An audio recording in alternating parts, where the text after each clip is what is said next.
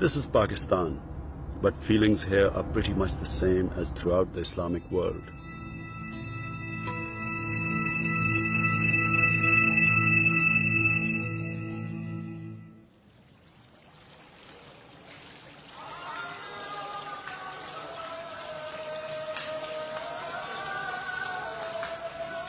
No one wants to call the military action in Afghanistan the war against Islam. But if you're a Muslim, it sometimes feels like that. I'm a Muslim. I have faith in God and I live by the Quran. Unfortunately, there are people in the West who think this makes me some kind of a religious extremist. But it's simply not true. The fundamentals of Islam are justice, compassion, tolerance, charity, and above all, humility before God. There's nothing in the Quran that's against progress and modernity. We also live, love, and enjoy ourselves. The net result is often more misunderstanding about the true nature of Islam. It's most unfortunate that most people in the United States do not understand what Islam is. For them, Islam equals fundamentalism. But for the majority of Pakistanis, this is not the case. For them, Islam gives them direction in life. It gives them moral values that has sustained the family system in this part of the world. Islam means coming to terms with a very harsh reality. The majority of the population live below the poverty line in this part of the world. Islam also means dignity for a lot of Muslims.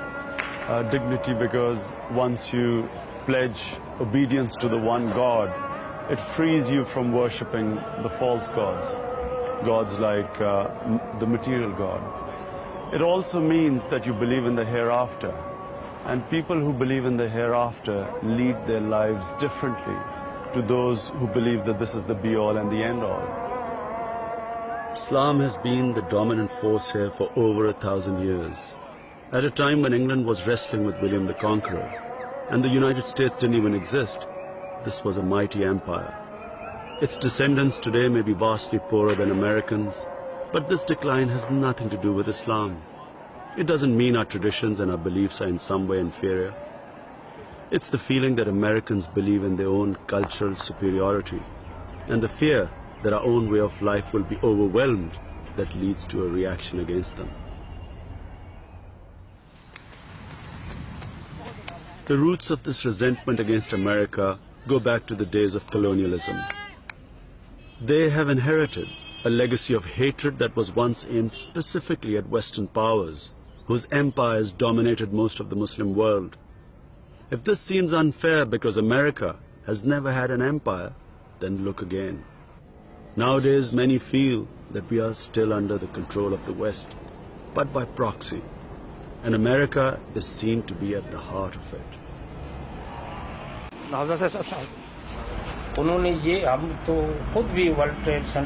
The entire Muslim world, and he said including himself and all religious people, everyone condemned what happened in Washington, New York. And now they have, without establishing the guilt, the proof, they have started attacking Afghanistan. He visits Afghanistan a lot. A lot of his students have been are there in positions of authority, and he says you cannot imagine the way those people have been destroyed by war. Says the Quran says that when you have differences, sort them out with wisdom and compromise, and do not resort to what is happening in Afghanistan. In other words, do not resort to aggression.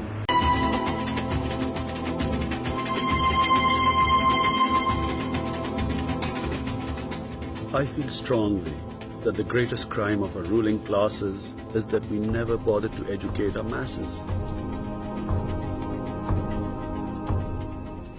Well, this is HSN College considered to be the Eton of Pakistan.